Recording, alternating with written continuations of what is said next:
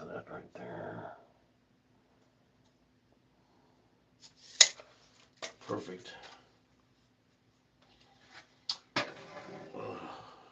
Okay. Welcome to the Dutchman's Wood Shack, everybody. Hi, I'm Jeff. I'm working on a piece of Osage here. It has some great grain to it. I just measured how deep I want it, and it's about where I want it. Now the key is the backwash. Basically, I call it backwashing, but to getting rid of all the bumps and gouges on the side, and get that done so I can start sanding. One thing I like about Osage, most of the time I can cut raw Osage, green Osage, and it works really good. I've never had that much of a problem with it because it's a very hard wood.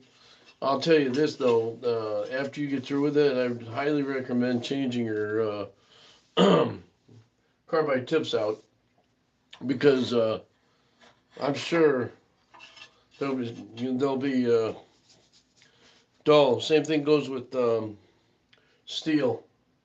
Now I don't have steel carving tools like these. These will be the next. But what I tell people is when I start, what I tell people before I even start turning, what kind of wood do you like? Now, as a turner, the problem I have is trying to get raw wood that isn't split or isn't wet. I usually check it with a moisture meter.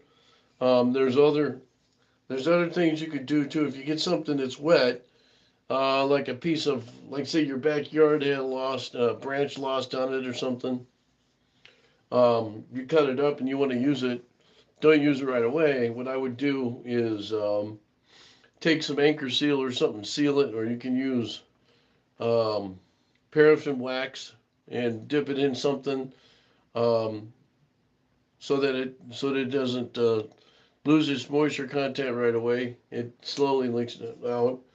Um, I like to do a lot of bowl carving with bark on it, and the thing with the bark is you have to as you turning it, you have to figure out a way. You're gonna turn this stuff first. You check the wood to see how um, stable it is. If the bark on it's pretty loose, then I would take it all off, and then I would just take the whole piece of wood and stabilize it with something and call it quits until it dries out. If you've got a piece of wood that has good bark on it, like I'm notorious for really using a lot of birch, which is the skin on the outside is really cool, and it doesn't tend to flake off because it's a smooth bark. That's usually not a problem. There's a couple of different ways you could do that, but this here is a little bit different. I got this other second piece. This is actually another piece off a square I got from a local wood, the Batavia woodworking store. They moved in here not too long ago, so it's really nice to be able to get some slabs from them. Um, I don't, I'm not having success with my wood drying out. So anyway, I've been doing this for since 2016. I still haven't learned. I've had some things happen recently where I've been keeping it's been keeping me sidetracked. It has not been a good month so far. Um, I just decided to go do something. A friend of mine I talked to earlier says, just get out of my slump and do it. So, and he's right. He's right. So, anyway, my goal here is to show you guys how I do my stuff. Whether it's the way you guys want to do it or the way I should be doing it, that's a whole nother story, but this is the way I do it. So, anyway, this piece of Osage I got here, I love doing Osage, like I say, because of the grain in it.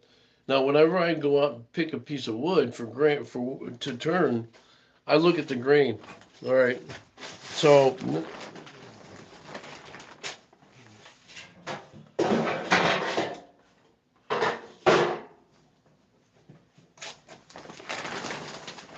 like I was talking about earlier, this is a piece of walnut, I believe.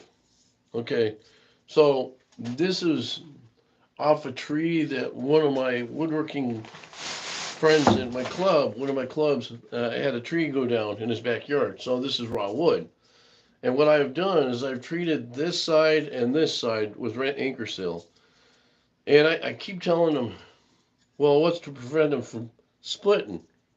See, some guys will take and turn um, something like this and out of raw wood, just the outer shell, sort of turning rounds and have it set off to one side until it dries out. Well, I've done that too, and it splits. So when it comes to wood splitting, unless somebody else does it, so I started buying it. I got this from, like I say, in Fox Valley. Well, I mean Batavia Wood. What do you go? Batavia Woodworks. It's on McKee Street in Batavia. And there's a couple of gentlemen I know in there from my club.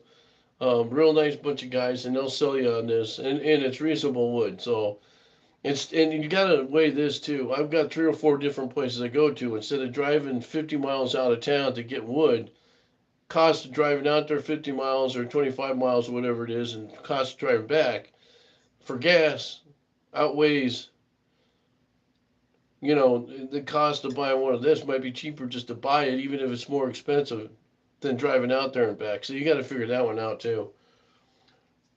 One of the biggest things people like to tell you is don't do the pith, go against the pith. Well, I'm sure there's people out there that will say, well, Jeff, you can turn it this way. It's kind of small. A lot of guys like to do the live edge, which is kind of cool. But I'm thinking about making this a box. So what I would plan on doing is just turning this down. And I actually thought about this. I might still do it. Now the thing's cut at an angle, right? Well, I got to figure out how to cut that so it's straight, which is a little bit difficult. You're playing around with machinery that can take you apart. Doing it the right way and being safe is another story. But I thought about this. Now, I was talking about bark bowls. Well, I might just leave this the way it is. All right. But if I'm going to do bark bowl, what my big thing is, I usually take painter's tape, some really good painter's tape. It isn't going to fall apart on you. That blue stuff's really good. Don't get the white stuff, get the blue stuff, because I swear that blue stuff is terrible. Anyway, you take you take the painter's tape and you go around backwards so the sticky side is out. Reason being, step one, okay, the reason being is if you do it this way, then with the sticky side here, you want it to grab it, then it'll get all that sticky stuff all over your bark, and then you got a problem. Now, how do you get it off? Second thing is, though, what I'll do is go around this way with the sticky side out first, and then I'll wrap it around the other way the second time with the sticky side facing in. And now the reason for that is the purpose for it is to tighten it down. So my idea here is that I might just take this and just hollow this out and then make a cap for it for a box. I don't know if that would look right, but I was thinking about taking another piece of walnut and then stacking it. If I could get a piece of walnut that's maybe that thick, that would be nice. Or another piece of wood, and then dome it. Dome it a little bit so it comes up like this. So in other words, you got something that sticks out like a little rim, and then you could take like this and go up like this and put one of those, I don't know what they call them, spindles or something on. That would look good. But unfortunately, I can't do anything with this yet. I don't think I have to take a moisture meter reading on it, and I don't think it's dry enough. Now, have to allow for where you're at. I'm in a basement. There's a lot of concrete. There's been a lot of rain this year, so it's very humid. I do have a dehumidifier and a kiln. Again, you don't want to put this in a kiln and then dry it real fast because then you're doing splits anyway. So The other thing is too, if I took all this off, then I have a problem with dealing with it splitting because now you're opening it up. So this bark is going to be drier than this. If you take a moisture meter reading and this is in the 17 to 25 range, don't do it. Don't do it. Just put it back in, let it set because it's still too wet. This here is going to be low because there's not a lot of moisture in this bark. It's all in here. So, when it comes to wood, see what we got. Hi everybody, I can see you out there. When it comes to a wood, the biggest thing you got to understand is understanding the piece of wood that you're buying. Now, I'm a big advocate of studying wood. Okay, my background is in forestry. I was both a firefighter and I worked in the Forest Service for a number of years, and at the same time going to college on this stuff, so I know my background on this. But you don't have to have a degree in this. The big thing is if you're bowl turning, everybody likes to have the nice grain in it, right? Because that's a big thing. If you're building furniture, it's nice to have grain in that too, but it's like the one piece I've got over here. This is red oak over here. Saying that's going to be up for sale. I got a show coming up. I'm going to sell that. And it's been, I like doing little stands like that. But the problem is, okay, now I got some good grain at the top, right? But the legs, the grain is tight because it's red. It's not like the door or the drawer part. The drawer front is really good on that. And that's the kind of grain I look for in this. And it's the other thing too, staining it. I wouldn't stain this, but if I had the red oak like that, that had that kind of grain, I would definitely stain it. That's got actually a hunting nut on it. That's an old piece that I used to build furniture, so that's just one of my leftover pieces I've had. Like I think I made that like 10, 15 years ago. It's a great piece. I think I'm going to sell it for about $75. It's probably got $100 worth of wood on it, but it's just sitting around. So anyway, this piece here that I'm working on,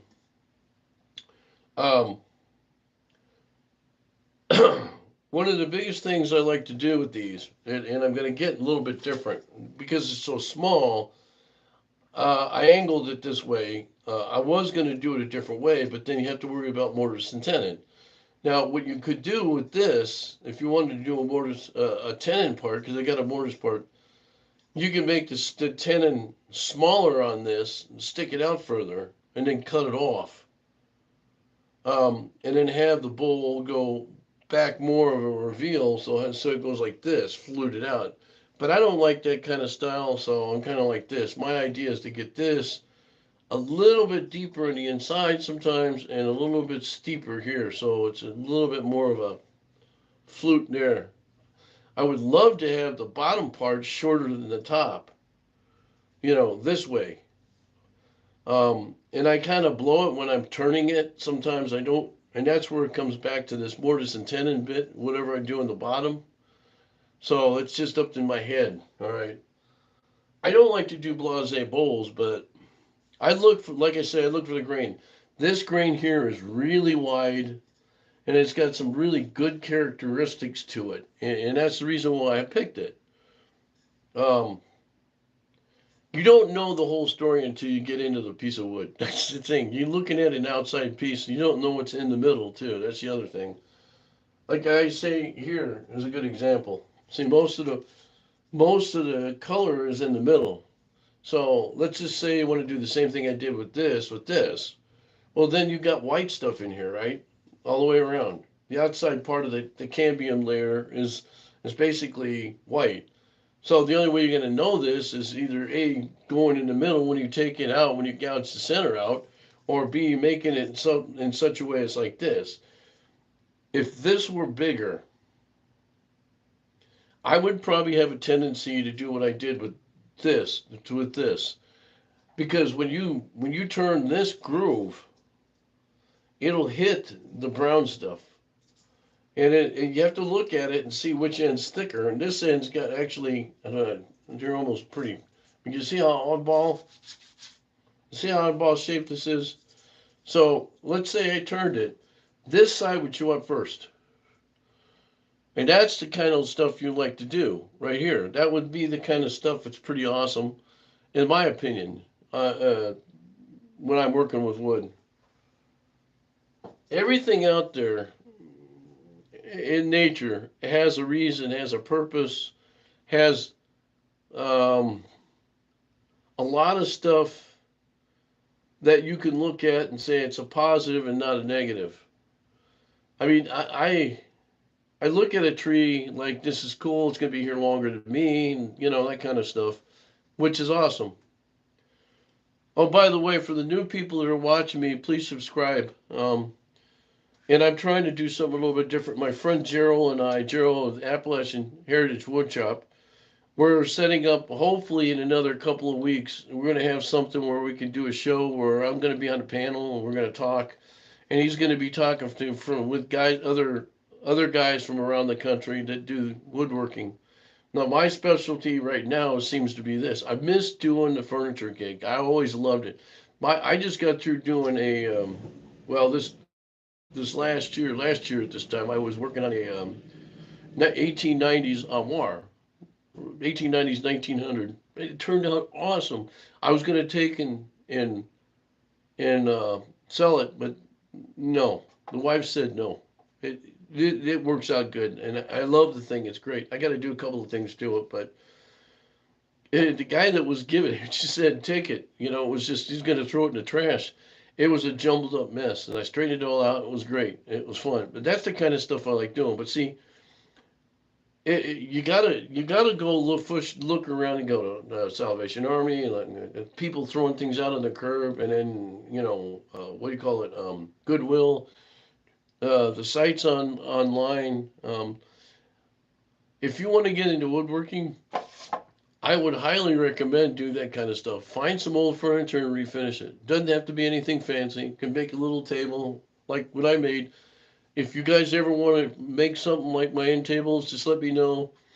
I'll give you the dimensions. The only drawback about that one is from my wife. She says it's too high. You need to make it smaller, depth wise. It's square. It's fine. It's the depth wise. Well, our older furniture was a little bit higher. So if I would have made that smaller, I would have been like, oh, I gotta go like this to get, oh, I gotta get my drink, and spill everything all over the place. So anyway, I wanted to talk a little bit about trees, which I was doing, and the reason I was doing this is because I'm a big tree nut. Yes, I'm a tree nut hugger. Did you know? Okay, this piece of Osage just got a story behind it. Osage in Illinois, or at least in the Midwest where I'm at, is not a native species. But I got to thinking about this the other day. What's native? Really, what's native? So, if you study any history, I'm a big history buff. 300 years ago, there weren't as many trees on the face of the planet in certain spots as there is now. Places like the northern interior, Canada, Alaska, Northern California, Oregon, Washington, it's a different story, different kind of trees, species growing out there. But here in the Midwest, when the settlers were coming across the plains, they were all flat. They're all native prairies. And the big thing about here, the state of Illinois, they're known for their prairies, and they do a darn good job of maintaining the prairies around here. That's what's awesome about it. It's the opposite of out west. The opposite of out west. The goal here is they do a lot of control burning, and the people that are in charge of the prairies, both the forest preserves, the states, and the national part, they all know what they're doing, and basically maintenance.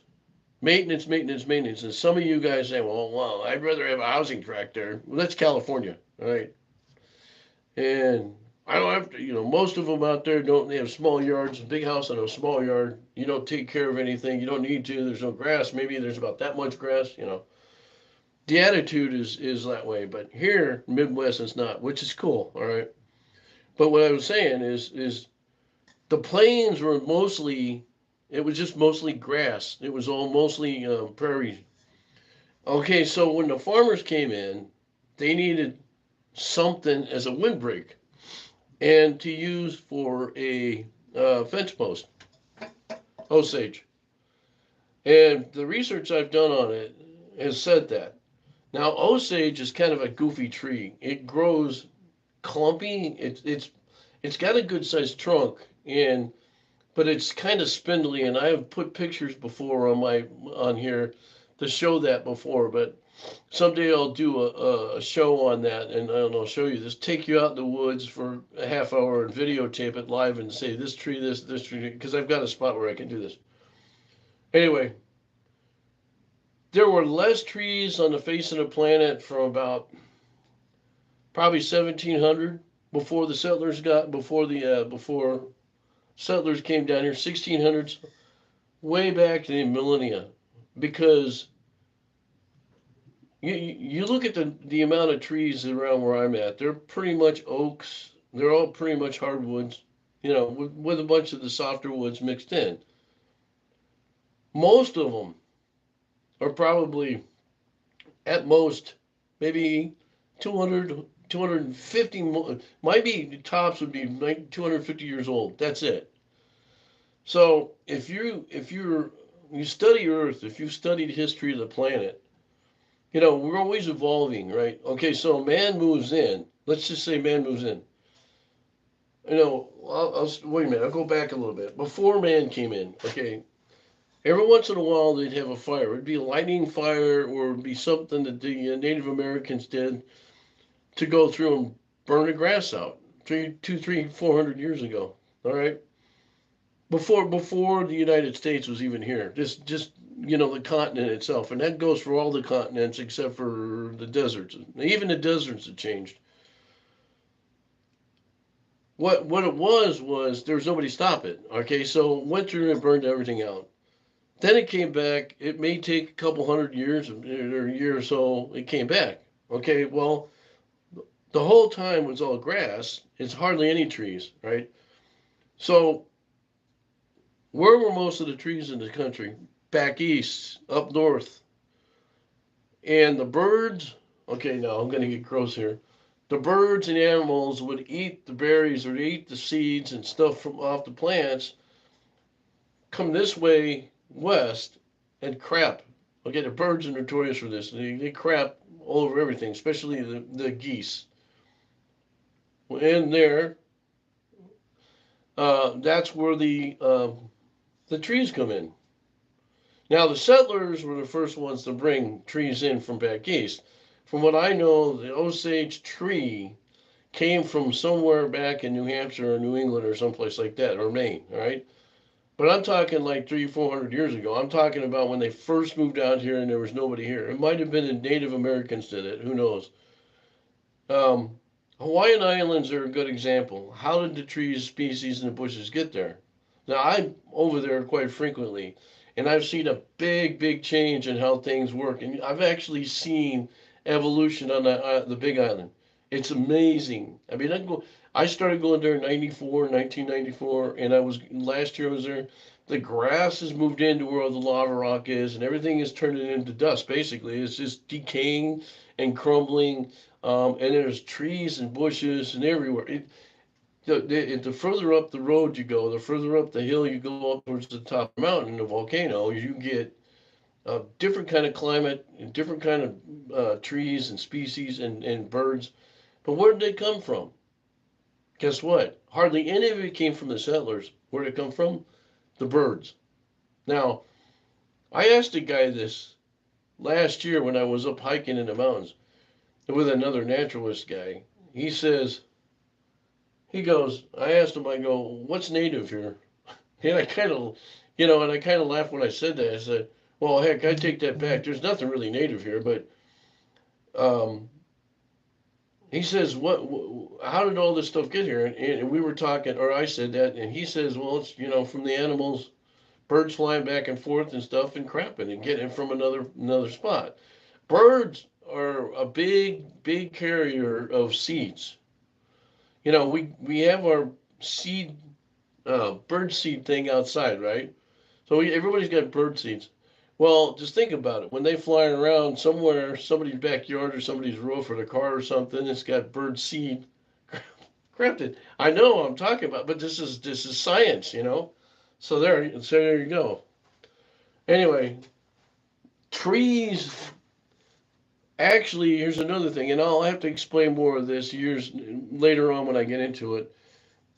Trees create moisture. Okay, so everybody's talking about global warming, right? Okay, well, sure. What could happen is, and I'm talking about if man just left alone, didn't do anything, just basically, maybe there was no cars running around. If it's just Mother Nature, the more trees that are on the planet, the more humidity you put out in the air. The what do they call it? I can't remember the name of it, but the stuff that's in on a leaf, the stuff that's in on a leaf, is photo. I want to say photosynthesis. Anyway, the leaf carries moisture. So when it rains, the leaf grows as it's sucking up the water, and it's the moisture content in that tree. So you take a leaf off, and you could actually study. There's a way to study the leaf, see how much more moisture content's in that leaf before and after a rainstorm. Now,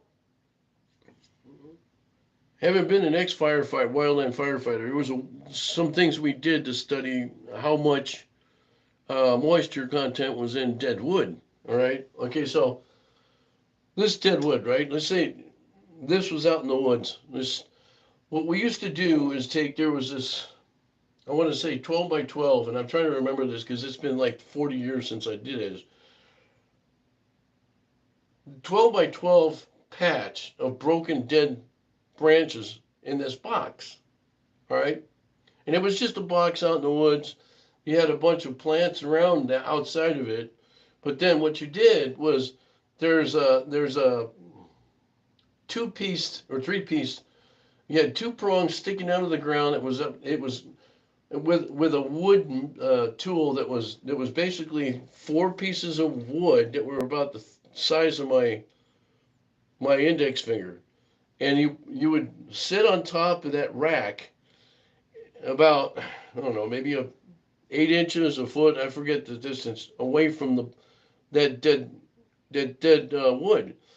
And what you would do is it had a hook on the other end of it. What you would do it every day, you would go out to this weather station that you had. It was a big box, and you would take this thing and you would weigh it, and there was it was like a scale, and it would go back and forth until you got it leveled out. All right. Then it would tell you the wet bulb, dry bulb stuff. And that made a difference because then there's a scale that you used then. It was a slide rule, and it was, I don't know what it's like now. It might be totally different. Probably don't even use it that way anymore. But it was there was that's how you measured the moisture meter, the moisture in the wood. Now I actually was on fires where the grass content, like your front lawn, was like 2%. Yeah, moisture into plant life. 2%. This I'm not kidding you. This is a true story. There was a fire I was on one time. In order to save a tract of houses in a cul-de-sac, we had all this plant matter around. So my captain goes to me and goes, Jeff, take the fusee. We had a flare or whatever, and light the grass on fire. Go back and forth.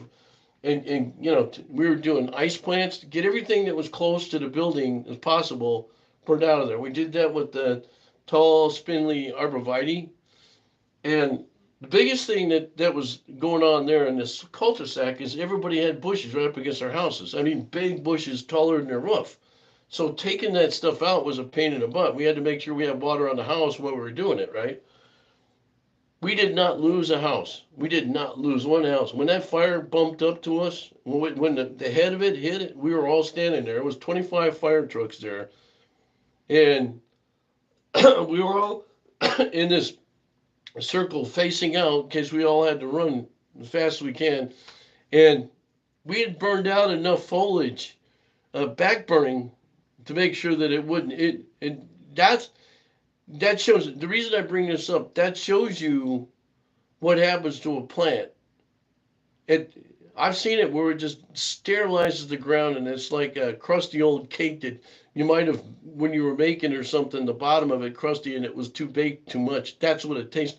Now the biggest problem with fires like that is when it gets that hot, it sterilizes the ground, and it's very hard for plants to grow.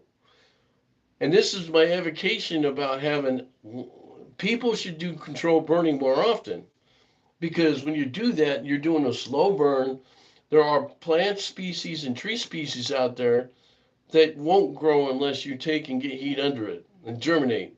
So, but I wouldn't recommend, don't do this at home thing. You need specialized people to do that. All right.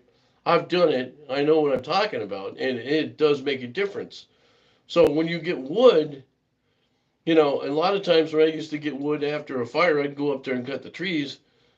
Um, a lot of the inside of the trees were really kind of cool looking. If there was a lot of punky trees, you got to be careful when you're cutting those because they'll just split apart on it. But there used to be, you'd get bark that was burnt in the inside. Now the big thing with some people is to take and put wood like this in a fire pit and burn it to a certain point, take it out, and then turn it. And I've seen some of that stuff. And if you were to, I was using it for firewood mainly, but if you were to take and cut that up and use it for turning logs, it would have been awesome looking because you would have this dark coal look and mixed in with the raw wood, and yeah, and then heart rot to begin with. That's the other thing. Um, Trees in every species goes through an evolution. And evolution is not all trees live forever. I mean, there are things that are, with an exception, like the sequoias, are thousands of years old, and the redwoods. But still, mankind is evolved enough to he could kill them off. The more people go up there and walk around on the root system, the more that you could have a problem with people getting the roots out there. For instance, that's the redwoods and sequoias are not very deep. They like to live upper level of where they're at. And that poses a problem up north because out west because people do walk in spots they're not supposed to. Don't leave the path. Stay on the path that they make for you. There's a reason why they do it.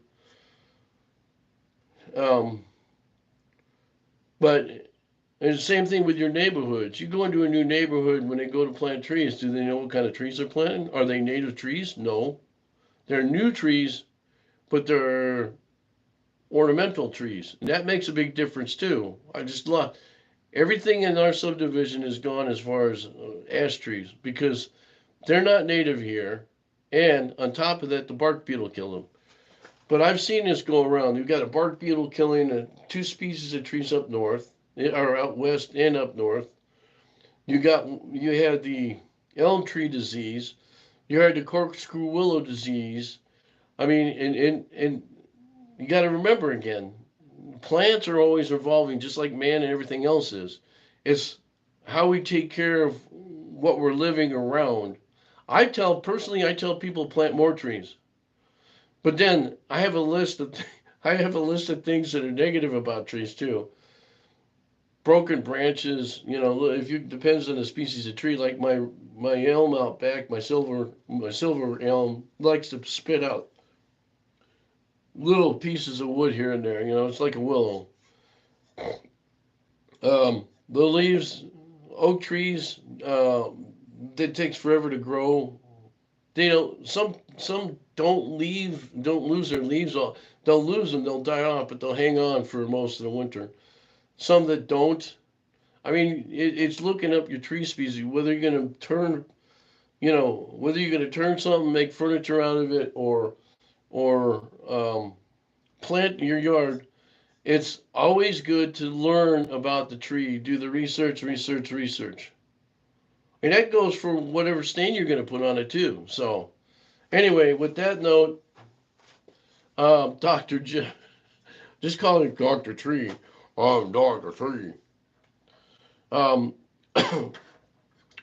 One thing I gotta say right now, though, is if you would please, for all those that are watching me and those, I know I'm a goof. I try to make mine a little bit interesting, and I love doing this stuff. Okay, so it's kind of a, but I also care about others' peoples and what. I've had an incident here not too long ago, and I'd ask somebody to pray for me. Um, Not for me so much as somebody else. So if you could say a prayer for um, myself and this other person, I would greatly appreciate it. Other than that, I wish you guys a great weekend. I know it's Saturday, and I'm going to get off and finish turning this bowl. And I want to thank you for watching the Dutchman's Wood Shack. Feel free to write me, make comments. Um, I'm always looking for new students. I love teaching. My shop, if you're local in Illinois and you're close to where I'm at, I love teaching. So I'd love to teach you, or at least if you're a wood turner and you see something I'm doing wrong, by all means, I'm happy to have you come over and show me. Other than that, wish y'all guys, guys and gals, and everybody in between, a happy weekend and God bless.